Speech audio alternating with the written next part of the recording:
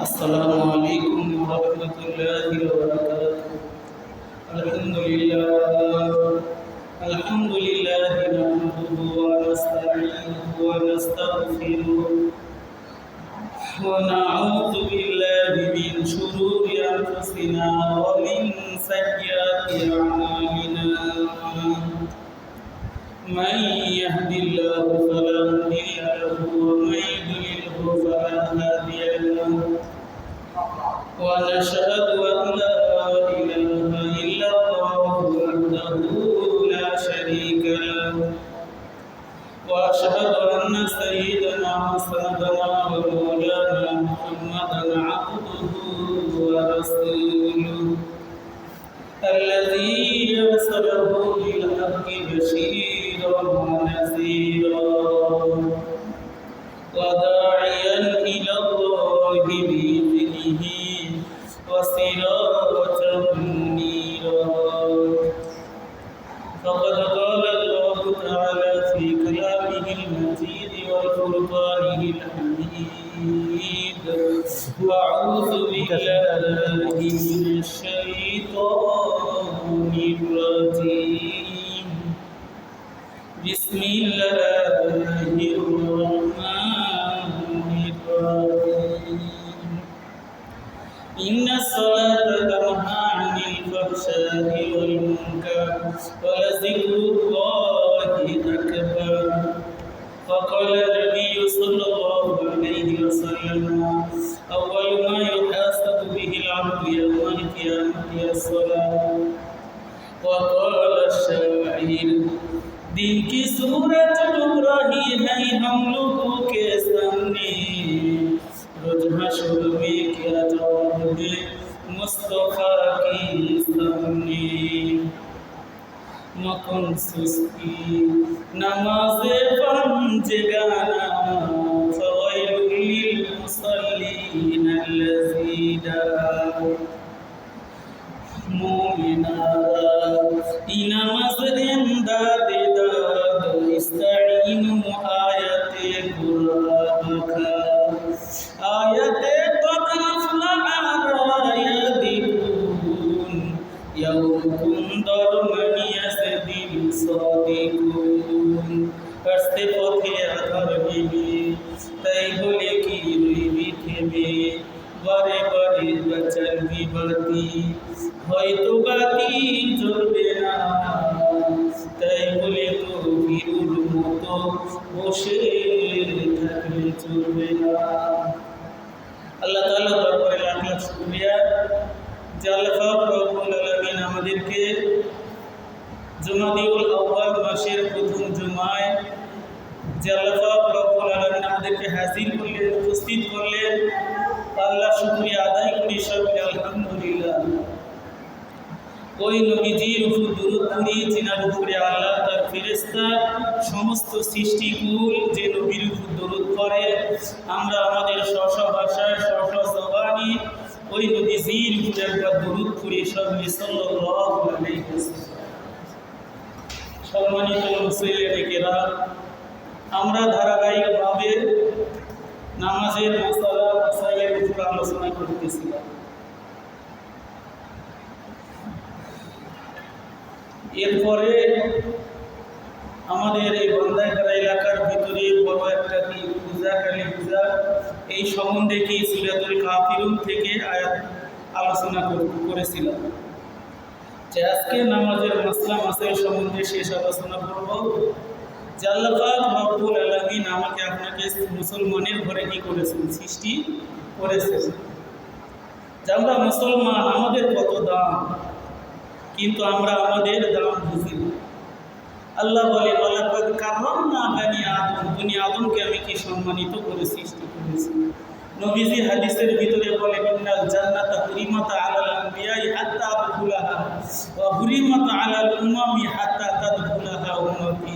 নবীজি বলেন আমার উম্মত জান্নাতে প্রবেশ করার আগ পর্যন্ত যত নবীর উম্মতেরা আছে এরা কেউ জান্নাতে প্রবেশ করতে পারবে না. সকলে সুবহানাল্লাহ. তাহলে এই নবীর উম্মতের কত দাম। আর আল্লাহ বলেন, আল্লাহ রাসূল বলেন ওয়াহুরিমাত আলাল উমামি হাত্তা তাদখুলাহা উম্মতি। আর এই আমার আপনার নবী জান্নাতে প্রবেশ করার আগ পর্যন্ত সমস্ত নবী রাসূল কেউ কি জান্নাতে যেতে পারবে না। তাহলে আমরা উম্মত দাবি, আমরা নবীও পেয়েছি কি দাবি, যে নবীজি তার সোনার জবানে বলেন,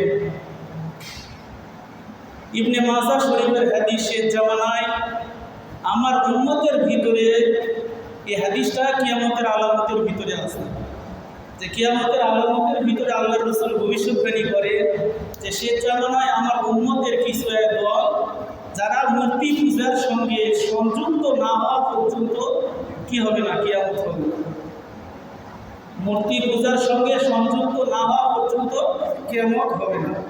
তাহলে হাদিস দ্বারা আমরা এটাই বুঝি যে সেই জামানার কিছু মানুষ এরা মূর্তি পূজার সঙ্গে কি লিপ্ত হবে। যে আমরা কত সুন্দরভাবে সূরাতুল কাফিরুন থেকে তরজমা শুনলাম, আল্লাহর রাসূল সাহাবায়ে কেরাম কেউ কি কাফেরদের সঙ্গে একমত হয়নি। কাফেরেরা প্রস্তাব দিল যে কিছুদিন আমরা আপনার ইবাদত করব, আপনার রবের, কিছুদিন আপনারা কি করবেন, আমার ইবাদত করবেন, আমাদের মাবুদের কি পূজা অর্চনা করবেন। আল্লাহ পাক এই সূরা কাফিরুনের শেষে কি বললেন, লাকুম দীনুকুম ওয়ালিয়া দীন, যে বুখারীর হাদিস, লাকুম দীনুকুম ওয়ালিয়া দীন, এটা কি সূরাতুল কাফিরুনের শেষে যে আল্লাহ পাক বলেন যে এখানে দিন শব্দের অর্থ, মুফাসসিরিনে কেরাম বলেন দিন শব্দের অর্থ হলো কর্মফল, যে কর্মফল, যে তাদের কর্মফল তাদের, আমাদের কর্মফল আমাদের। আর কিছু কিছু মাথা মোটা যারা কি জীবনে মাদ্রাসায় পড়ে নাই, জীবনে কি আলেমদের সংস্পর্শে আসে নাই, বাংলা কোরআনের তরজমা দেখে কি বলে, লাকুম দীনুকুম ওয়ালিয়া দীন, তোমার ধর্ম তোমার, আমার ধর্ম আমার। কিন্তু এই তরজমা না, কি অর্থ, লাকুম দীনুকুম ওয়ালিয়া দীন, তোমার কর্মফল তোমাদের, আমাদের কর্মফল আমাদের।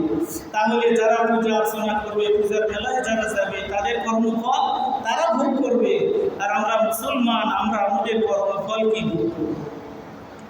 তাহলে আজ আমরা মুসলমান, যে ইসলাম এই ফ্যাসিলিটি দেয়নি যে আমি মুসলমান হওয়ার পরে বিধর্মীদের অনুষ্ঠানে যাব, এটা ইসলাম কি এই অনুমোদন দেয় না, এই পারমিশন দেয় না যে তুমি মুসলমান, তোমার একটা ধর্ম আছে, তোমার কি কুরবানির সময় বিধর্মীরা আসে না তোমাদের কাছে, তোমাদের ঈদের নামাজ পড়ে না, তারাবিতে যোগ দেয় না, 2 ঈদের নামাজে আসে না, তুমি কিভাবে হিন্দুদের কি পূজা অর্চনায় যাও।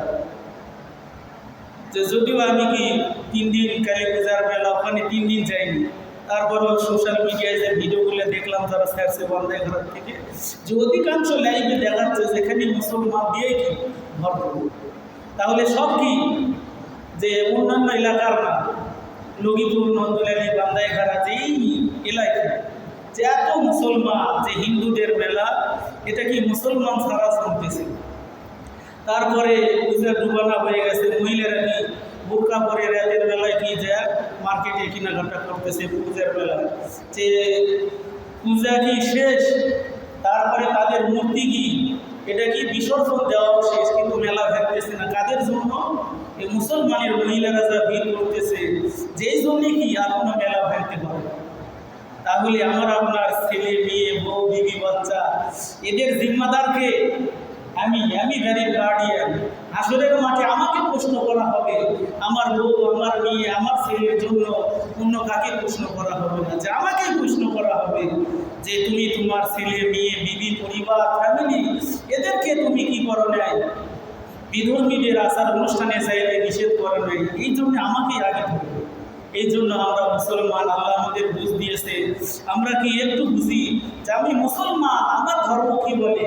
আমার ধর্ম কোনোদিন ওই পূজা অর্চনায় মেলায় যাকে কি উৎসাহ দেয় না, অনুমোদন দেয় না। তারপরেও কি হিন্দুদের এলাকায় আমাদের বাড়ি, তারপরেও কি চিন্তা ভাবনা করে কি কদম ফেলাতে হবে। কারণ আমি মুসলমান, আমি গরু ছাগল না, যে আমি মুসলমান, আমার কি গরু ছাগলের মতো চললে হবে না, যে আমি মুসলমান। আল্লাহ বুঝ দিয়েছে কোনটা করলে ভালো, কোনটা করলে মন্দ, এটা কি আমার ভিতরে এই বুঝটা সবারই আছে। যে আরবি একটা ইবাদত আছে, তুমি যে কাজটা করতে যাবে এটা তোমার মনের সঙ্গে আগে বুঝো। ইস্তাফতি কল্বা, তোমার মন থেকে আগে ফতুয়া নেই।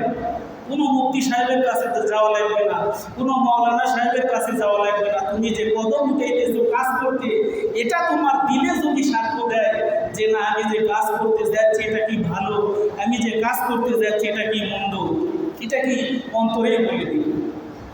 তাহলে যে আজ হিন্দু বৌদ্ধ খ্রিস্টান যে একটা সংগঠন ইসকন, যে আজ গাজীপুরে একজন মাদ্রাসা ছাত্রীকে 3 দিন ধরে অবরুদ্ধ রেখে হিন্দু যুবককে 3 দিন ধরে ধর্ষণ, যে সোশ্যাল মিডিয়ায় এগুলো ভাইরাল হয় না, খালি কি মুসলমানের পক্ষে তারা কি করে এগুলো ভাইরাল করে, যে আজ কেউ কি এগুলো খবরই নিচ্ছে না। হিন্দু যুবক যে ইসকন বাংলাদেশের প্রত্যেকটা মন্দিরে মন্দিরে এত কি হিন্দুদের অস্ত্রপাতি রাখা আছে প্রত্যেকটা মন্দিরের ভিতরে। এই কয়েকদিন আগে একজন বিএনপির একজন নেতা বলতেছে যে আমরা যদি ধানের শীষ জয়যুক্ত হতে পারে আমরা কি করব, যে হাসিনা সরকার 500টা মডেল মসজিদ বানায় দিয়েছে, আমরা 500টা কি মন্দির মডেল মন্দির বানিয়ে দিই। নাউজুবিল্লাহ। যে এভাবে হিন্দুরা আজ কি সাহস পাইতেছে বাংলাদেশে ইসকন, ভারতের র, তারা কি এই বাংলাদেশ মুসলমানের দেশে তারা কি মাথা বুঝতেছে।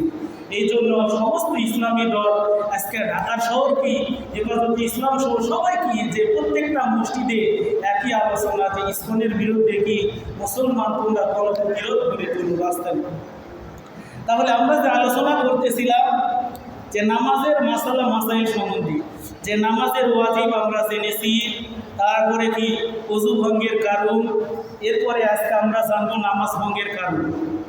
এর আগে কি নামাজের সুন্নতে মুআক্কাদা, যে আমরা নামাজ পড়ি মসজিদে আসি সূরা কেরাতের ঠিক নেই, ইমাম সাহেব যদি বলে যে এখানে সূরা কেরাত শিক্ষা দেওয়া হবে, তারপরে বাংলাদেশ জামাত ইসলাম কর্তৃক যে 4টা বৈঠক হয়, 3 নম্বর বৈঠক হলো তারবিয়াতি বৈঠক, যেখানে সূরা কেরাত মাসলা মাসাইল শিক্ষা দেওয়া হবে।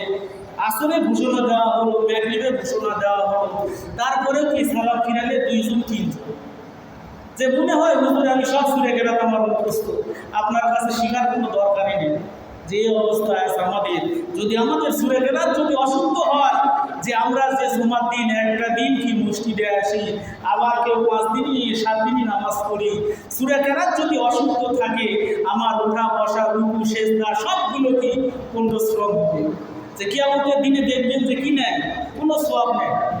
যে আমি এত কষ্ট করে ফজরের নামাজ পড়লাম ভার ভাঙা শিখে, তারপরে গরমের ভিতরে যে আমি এত কষ্ট করে মসজিদে আসলাম, আমি যে নামাজ পড়লাম আমাদের নামাজের কি সূরা কেরাতের ঠিক নেই। এরপরে নামাজের উঠা বসা, ওযু কীভাবে করতে হয়, গোসলের খরচ কী, তায়াম্মুমের খরচ কী, যে আমরা মুসলমান এগুলোই কি আজ আমরা শিখি না। এই জন্য এগুলো আমাদের জানতে হবে। নামাজের মাসালা মাসাইল আজকে কি নামাজের সুন্নতে মুআক্কাদা কয়টা? 12টা। 1 নম্বর 2 হাত উঠানো, 2 হাত উঠানো এটা কি সুন্নতে মুআক্কাদা। এরপরে 2 হাত কি বাঁধা, এরপরে ছানা পড়া, এরপরে মনে মনে কি আউযু বিল্লাহ বিসমিল্লাহ পড়া। আউযু বিল্লাহ বিসমিল্লাহকে আরবিতে বলা হয় তাআব্বুদ তাসমিয়া। যে এগুলো কি সুন্নাত, যদি আপনি নামাজের শুরুতে যে সুন্নত নামাজ হোক, ওয়াজিব নামাজ হোক, ফরজ নামাজ ইমামের পিছনে শুধু কি ছানা করে দাঁড়িয়ে থাকলেন, কিন্তু যে সুন্নত নামাজ যেটা আছে মানে ফরজ নামাজ বাদ দিয়া যত নামাজ, এই নামাজের ভিতরে আপনি কি এই সুন্নতগুলো আদায় করতে হবে।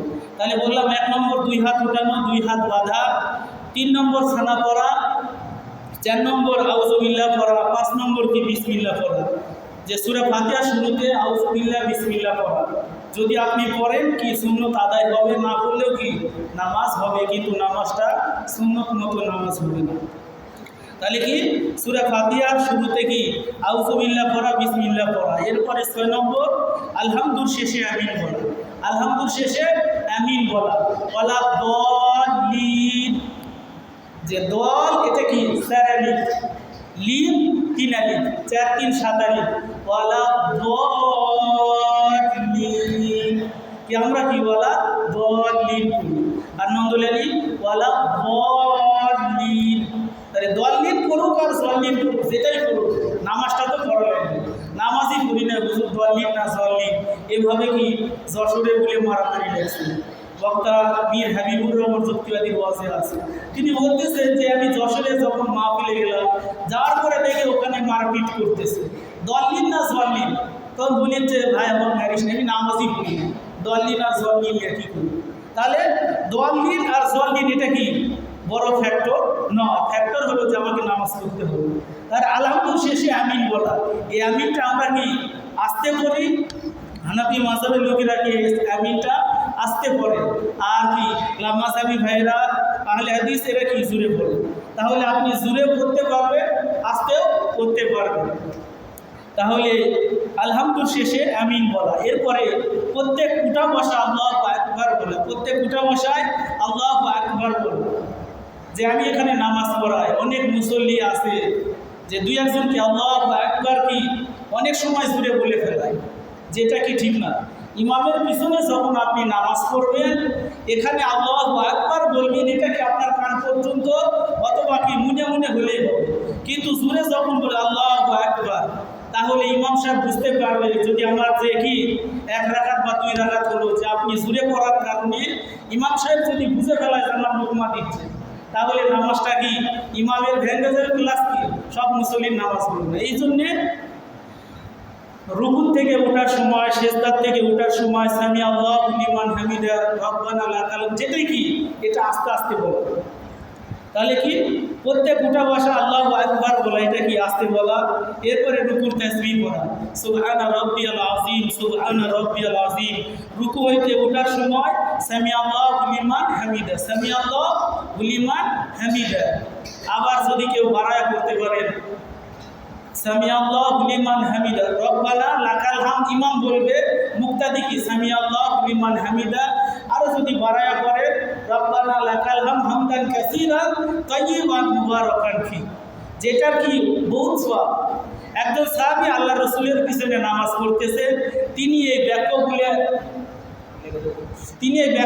যখন কি করলেন পড়লেন, আল্লাহ রাসূল নামাজ শেষ করার পরে বললেন যে নামাজের শেষে অতিরিক্ত বাক্যগুলো কে বলেছে, অতিরিক্ত বাক্যগুলো কে বলেছে। তখন ওই সাহাবী কি করলেন, ভয়ে চুপসে গেলেন, কিছু বলতেছেন না। আল্লাহ রাসূল বললেন, হে সাহাবী, যে কথা বলেছো তিনি কি নির্ভয়ে আমার কাছে আসো। যে তখন আল্লাহ রাসূল বললেন যে সাহাবী, আমি যা দেখি বা জানি এটা কি তোমরা দেখো না। যখন তুমি আমার নামাজ পড়তেছি, আমি ইমাম হয়ে মুসল্লি হয়ে যখন তুমি বলেছো রব্বানা লাকাল হামদ হামদান কাসীরান তাইয়িবান মুবারাকান ফি, তোমার এত নেকি ফেরেশতারা লিখতেছে যে নেকি লেখা কি শেষ হবে। তাহলে যে এত অঢেল নেকি আল্লাহ। তারপরে কি বললাম যে সামি আল্লাহু লিমান হামিদা। এরপরে 10 নম্বর সিজদার তাসবিহ পড়া, সিজদার তাসবিহ পড়া, সুবহানা রাব্বিয়াল আ'লা, সুবহানা রাব্বিয়াল আ'লা। 11 নম্বর দুরূদ শরীফ পড়া, 12 নম্বর দোয়ায়ে মাসুরা পড়া। তাহলে নামাজের ভিতরে দুরূদ শরীফ পড়া, দোয়ায়ে মাসুরা পড়া। আর আত্তাহিয়াত এখানে নেই, যেহেতু তাশাহুদ যেটাকে বলা হয়, আত্তাহিয়াত এখানে নেই। তাহলে এগুলো কি সুন্নত না, ওগুলো কি ওয়াজিব বা ফরজের কাছাকাছি। তাহলে এই জন্য আত্তাহিয়াত, দুরূদ শরীফ, দোয়ায়ে মাসুরা এগুলো কি আমাদের শিখতে হবে। যে এগুলো আপনি কি ইমামের পিছনে পড়তেছেন, যে আপনার আত্তাহিয়াত, দুরূদ শরীফ, দোয়ায়ে মাসুরা এগুলো যদি আপনার শেষ নাও হয়, ইমাম সাহেব যখন ডান দিকে সালাম ফিরাবে, সঙ্গে সঙ্গে কি ইমামের অনুসরণ করা লাগবে। কিন্তু আমি সালাম ফিরানোর পরে দেখা যায় এখানে যে আমি সালাম কি ওই ডান দিকে শেষ করেছি, বাম দিকে আসতেছি, তখন দেখা যায় অনেকে কি ডান দিকে ঘুরতেছে। এটা করাই যাবে না। যে ইমাম যখন সালাম ফিরাবে, তোমার আত্তাহিয়াত, দুরূদ শরীফ যেই জায়গায় থাক ওই জায়গায় ফুললি স্টপ, আর কি পড়ার দরকার নেই। যদি গুনাহ হয়, না গুনাহ হওয়ার কথা এখানে বলতেছে না, যে আত্তাহিয়াত, দুরূদ শরীফ, দোয়ায়ে মাসুরা এটা কি এটা করতে হবে। ইমাম যখন সালাম ফিরাবে আর কি করা যাবে না, সঙ্গে সঙ্গে আপনি কি ইমামের অনুসরণ করবে, ইমামকে ফলো করবে। যদি মনে করেন না ইমাম কি 2 দিক সালাম ফিরে আমি পরে সালাম ফিরাবো, এই বোকামি আগে করতে যাবে, তার নামাজ কি হবে না। তাহলে আপনার কি ইক্তেদায়িত্ব বিহাজাল ইমাম থাকলো না। ইক্তেদায়িত্ব বিহাজাল ইমাম বলে যে নামাজের শুরুতে দাঁড়ালেন, আমি ইমামকে ইক্তেদা করলাম, ইমামকে ফলো করলাম, অনুসরণ করলাম, কিন্তু ইমাম সালাম ফিরে শেষ করলো, আপনি কি এখানে এখন সময় দুপুর একটা। এভাবে করলে কি আপনার নামাজ সম্পূর্ণ ভেঙে যাবে। তারপরে নামাজ ভঙ্গের কারণ 19টি, যেগুলো কি আমার আপনার জানতে হবে যে কি কাজ করলে আমার আপনার নামাজ ভাঙে। এগুলো কি আমরা অধিকাংশ মানুষই কি জানি না, যে নামাজ ভঙ্গের কারণ কি 19টা। এর ভিতরে নামাজে অশুদ্ধ করা, নামাজে আপনি কি করলেন, একটা মেম্বার চেয়ারম্যান এর কাছে কি একটা দরখাস্ত লিখবেন, এই দরখাস্তর ভিতরে অডিল কি 2-1 লাইন পর কি লাল কালি দিয়ে কি করলেন, বাদ দিলেন যে এই লেখা ভালো হয়নি, এই লেখা ভালো হয়নি, এই লেখা ভালো হয়নি। এইভাবে এই লেখাটা নিয়ে কি চেয়ারম্যান, মেম্বার, এমপির কাছে যান, এমনকি প্রধানমন্ত্রীর কাছেও যান। তাহলে যদি দেখে যে বেটা কি দরখাস্ত নিয়ে আসছি, সবগুলো লাল কালি সিগনেচার দেওয়া চলবে না, কি ওটা ছিঁড়ে ফেলাবে। তাহলে আপনি যখন নামাজ পড়বো, নামাজের ভিতরে কুল হে নবী আপনি বলে দেন, কুল হে নবী আপনি বলে দেন। আর আপনি বাংলা কি নামাজ শিক্ষা দেখে বললেন কুল হু আল্লাহু আহাদ। কুল মানে কি খাও, কুল মানে খাও, কুল হে নবী আপনি বলে দেন। তাহলে প্রত্যেকটা হরফের উচ্চারণ এগুলো আপনি শিখলেন না, ইমামের কাছে কি বসলেন না, ওয়াজিমের কাছে বসলেন না, দুনিয়ার আয় নিয়ে সব পাস করে ফেলালেন, আল্লাহর কুরআন জানলেন না। আসরের মাঠে আপনার BCS cadre, MBBS, FCBS, FRCS যত ডিগ্রি থাক আপনাকে মূর্খের কাতারেই দাঁড়াতে হবে। কারণ আল্লাহ যে আপনার উপরে কুরআন নাযিল করলো, কিতাবুন আনজালনাহু ইলাইকা লিতুখরিজান নাস মিনাজ যুলুমাত ইলান নূর। সূরা ইব্রাহিমের ভিতরে আল্লাহ বলেন, আমি আল্লাহ কুরআন কি খামোখায় নাযিল করি না, এই কুরআন নাযিল করেছি তোমাদের অন্ধকার থেকে আলোর পথ দেখাবো। তাহলে আজ আমি নামাজ পড়তেছি, নামাজে সূরা কেরাত যদি অশুদ্ধ হয় তাহলে আমার নামাজই কি নষ্ট হয়ে যাবে। যে নামাজ ভঙ্গের কারণ 19টি, প্রথম নম্বর কি নামাজে অশুদ্ধ করা, এই জন্য সূরা কেরাত কি ঠিক করে নিতে হবে। 2 নম্বর নামাজের ভিতরে কথা বলা, 2 নম্বর কি নামাজের ভিতরে কথা বলা। যে নবীজির যুগে আগে কি নামাজের ভিতরে কথা বলা যায় ছিল, যে একদল কি ইমামের পিছনে নামাজ পড়তেছে, 2-3 রাকাত হওয়ার পরে আর একজনে আসলো, আসার পরে ওই নামাজিকে জিজ্ঞাসা করতো ভাই কয় রাকাত হয়েছে, তখন কি তিনি বলে দিতেন। কিন্তু আল্লাহ রসুল যখন কি আল্লাহ থেকে ওহী পেলেন যে নামাজের ভিতরে কি আর কোনো কথা বলা যাবে না, তখন থেকে কি কথা বলা স্টপ। তাহলে নামাজের ভিতরে কথা বলা গেটটা লাগাতে, নামাজের ভিতরে কি কথা বলা, নামাজের ভিতরে যদি আমি কথা বলি নামাজ কি নষ্ট হয়ে যাবে। 3 নম্বর কোনো লোককে সালাম দেওয়া, নামাজ পড়তেছেন একটা কি আগন্তুক বা আপনার প্রিয় লোক আসলো, আপনি নামাজ পড়তে করতে আসসালামু আলাইকুম, নামাজ পড়তে করতে কি বললেন আসসালামু আলাইকুম বলার সঙ্গে সঙ্গে কি আপনার নামাজ ভেঙে গেল। 4 নম্বর সালামের উত্তর দেওয়া, মনে করলেন আল্লাহর ঘর মসজিদে কেউ কি প্রবেশ করতেছে, আসসালামু আলাইকুম বলল, আর আপনি কি নামাজে দণ্ডায়মান, এই সময় যদি আপনি কি নামাজ পড়তে পড়তে সালামের উত্তর নিলেন ওয়ালাইকুম আসসালাম বলার সঙ্গে সঙ্গে আপনার নামাজ ভেঙে যাবে। 5 নম্বর শব্দ করা, নামাজের ভিতরে শব্দ করা। মনে করলেন কি নামাজ পড়তেছে, এমন সময় কি কারেন্ট চলে গেল, নামাজের ভিতরে কারেন্ট চলে গেল, যেভাবে বললেন। অথবা কি মনে করলেন কি কারো কি ঠ্যাঙ্গে ব্যথা অথবা মাথায় ব্যথা, রুকুর থেকে সেজদার থেকে উঠে কি কি বললেন এরকম শব্দ করলেন। যে করেই হোক শব্দ করলে আপনার নামাজ কি সঙ্গে সঙ্গে ভেঙে যাবে। 6 নম্বর বিনা উজরে ক্যাশি দেওয়া, যে কাজটা কি আপনি সব মুসল্লি করে, যে নামাজ পড়তেছে ইমাম সাহেব কি আস্তে আস্তে তাশাহুদ পড়তেছে, আস্তে আস্তে দুরূদ শরীফ পড়তেছে, আস্তে আস্তে দোয়া মাসুরা পড়তেছে, আবার ইমাম সাহেব দৌড়াইতেছে যেন আমার মুসল্লি সবার কি আত্মায়াত দুরূদ শরীফ দোয়া মাসুরা হয়, আর পিছন দিক থেকে মিস কল মারতেছে হুজুরকে, তাড়াতাড়ি কি এতক্ষণ বসে থাকা যায়, তাড়াতাড়ি সালাম ফিরে আসবে, বাড়ির কি কাজ আছে। এভাবে কি বিনা উজরে ক্যাশি দেওয়া, আপনার কাশ নেয়, আপনার কি কাশ নেয়, কিচ্ছু নেয় নামাজের ভিতরে। একজনের কাশ দেখে আমাদের মাদ্রাসার ভিতরে এগুলো হয়, যে একজন ক্যাশতেছে সঙ্গে সঙ্গে পিছনে সবগুলো কি ক্যাশতে আরম্ভ করে, যেভাবে কি হবে না, যে বিনা উজরে কাশ নেয়, কিচ্ছু নেয়, এমনি আছে তাড়াতাড়ি কি সালাম ফিরে দেয়। যেভাবে যদি কেউ বিনা উজরে কি দেয়, ক্যাশি দেয়, এই নামাজটা কি সঙ্গে সঙ্গে ভেঙে যাবে।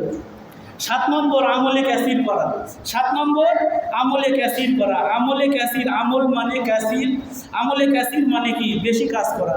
যে নামাজের ভিতরে যেই কাজ কি করা যাবে না, নামাজের বাইরে যেই কাজ করা যায় ওই কাজ যদি আপনি নামাজের ভিতরে করেন পরিমাণে কি বেশি হয়ে গেল, পরিমাণে কি বেশি হয়ে গেল।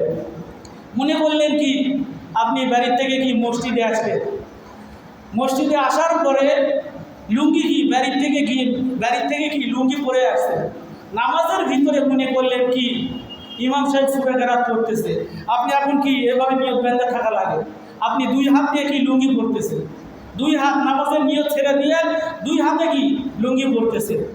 যে এভাবে কি আমলে ক্যাসির, যে এগুলো আমলে ক্যাসির করা। আবার আমলে ক্যাসির এটাও হতে পারে মনে করলেন যে নবীজির যুগে কি সেখানে মোবাইল ইন্টারনেট এগুলো ছিল না, মনে করলেন যে আপনি মসজিদে আসলেন, প্রত্যেকটা মসজিদের দেয়ালে লেখা থাকে, আমাদের মসজিদের ঘড়ির নিচে লেখা আছে মসজিদের মোবাইল বন্ধ রাখুন, মসজিদের মোবাইল বন্ধ রাখুন।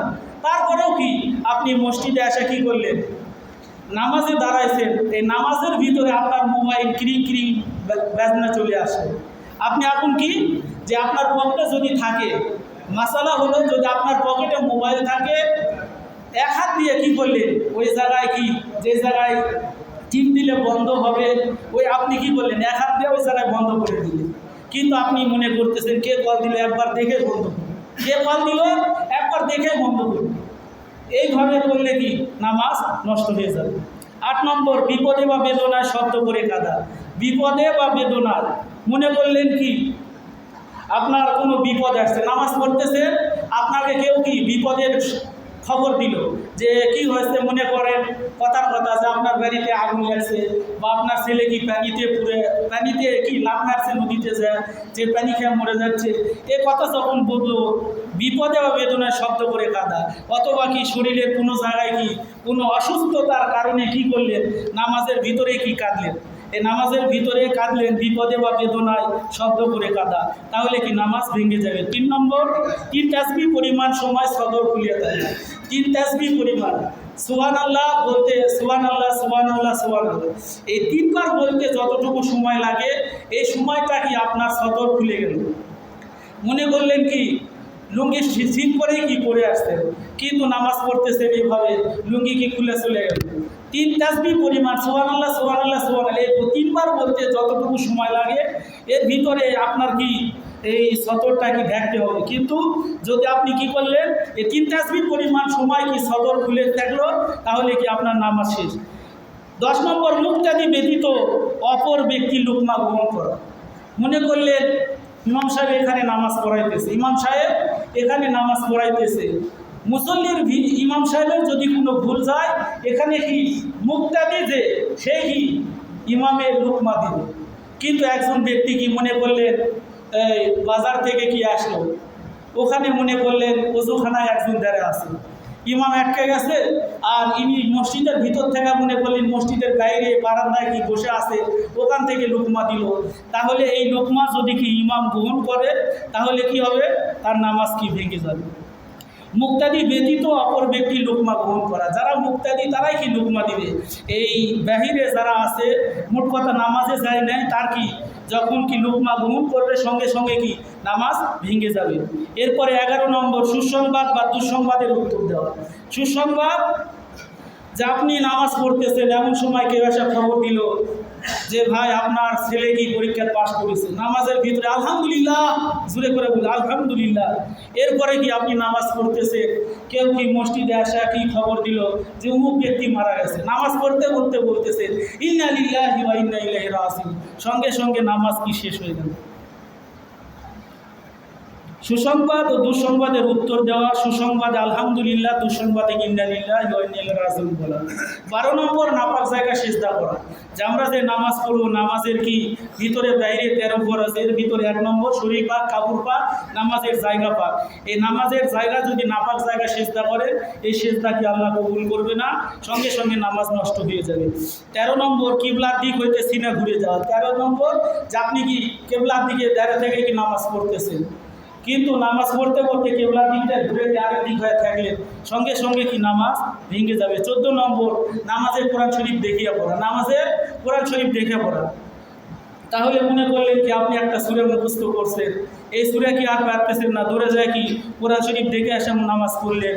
অথবা কি যে কিছুদিন আগে একটা ভিডিও ভাইরাল হয়েছে যে ইমাম সাহেব নামাজ পড়াচ্ছে, এই জায়গা কি অ্যান্ড্রয়েড মোবাইল দেয় কি সূরা দেখতেছে আর কি নামাজ পড়াচ্ছে। যেভাবে কি করলো, নামাজে কোরআন শরীফ দেখা পড়া। নামাজে কোরআন শরীফ দেখা পড়ার সঙ্গে সঙ্গে নামাজ ভেঙে যাবে। 15 নম্বর, নামাজে শব্দ করে হাসা। যে নামাজে শব্দ করে হাসা, যে অট্ট হাসি সেটাকে বলে। যে আপনি নামাজ পড়তেছেন, যদি কেউ কি মুস্কি হাসি দেয় নামাজের ভিতরে, তাবাচ্ছু মুস্কি হাসি দেয়, তাহলে নামাজ কি থাকবে। আর যখনই সে অট্ট হাসি দিবে, মানে এমন যে হাসিটা আওয়াজ করে হয়, এই হাসি দেওয়ার সঙ্গে সঙ্গে তার কি নামাজ ভেঙে যাবে। 16 নম্বর, হাসির উত্তর দেওয়া। 16 নম্বর, হাসির উত্তর দেওয়া। মনে করলেন একজন কি হাসি দিল, আপনার পাশে একজন কি হাসি দিল, আর আপনি নামাজের ভিতর থেকে বললেন ইয়ারহামুকাল্লাহ, আল্লাহ তোমার উপর রহম করুক, বলার সঙ্গে সঙ্গে নামাজ কি শেষ, নামাজ হবে না, নামাজ নষ্ট হয়ে যাবে। 18 নম্বর, নামাজে খাওয়া ও পান করা। নামাজে খাওয়া ও পান করা। মনে করলেন নামাজ পড়তে আসলেন, যে এটা ছোটো বাচ্চারা এটা করতে পারে, যে নামাজের ভিতরে কি চকলেট বা কি বিস্কুট খেয়া দূরে আসে কি নামাজে দাঁড়ানো, এই জন্যে নামাজে খাওয়া ও পান করা। অথবা কি কিছু খেয়ে আসলে দাঁতের ভিতরে কিছু কি বেঁধে গেল, ওটাই কি না ভালো লেগেছে চাবাচ্ছেন, সঙ্গে সঙ্গে নামাজ ভেঙে যাবে। 19 নম্বর, ইমাম হইতে ইমাম হতে এগিয়ে মুক্তাদির খাড়া হওয়া। ইমাম হতে এগিয়ে মুক্তাদির খাড়া হওয়া মানে ইমাম ছাড়া ইমামের কি আদেশকে ফলো করতে হবে। ইমাম কি ইমাম তো রুকুতে চলে গেল, সামিআল্লাহ না, সামিআল্লাহু লিমান হামিদা, যে এরকম করে আল্লাহু আকবার বলে কি যখন রুকুতে চলে গেল, তখন কি আপনি দাঁড়াই থাকেন। তাহলে ইমাম চলে গেল, যা কি তাসবিহ পড়তেছে সুবহানা রাব্বিয়াল আযীম, আর আপনি কি ওখানে দাঁড়িয়ে আছেন, তাহলে কি নামাজ হবে না। এমনই ভাবে যদি কেউ কি সিজদা করে, ইমাম সিজদায় চলে গেল, আপনি কি সিজদায় গেলেন না, এভাবে যদি কেউ করে তাহলে তার নামাজ হবে না। এই জন্য আল্লাহ পাক